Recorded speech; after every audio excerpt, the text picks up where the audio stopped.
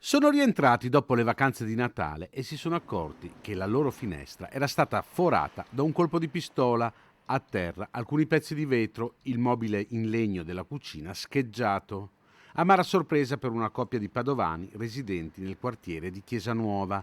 Dopo aver scoperto il foro, hanno chiamato immediatamente la polizia. Gli agenti sul pavimento della cucina hanno ritrovato l'ogiva di un colpo di arma da fuoco.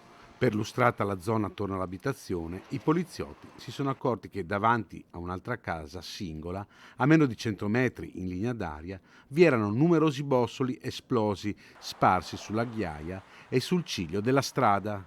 A spararli, si è scoperto poi, era stato un 45enne padovano che per festeggiare la notte di Capodanno aveva esploso 23 colpi in aria con le armi che deteneva regolarmente.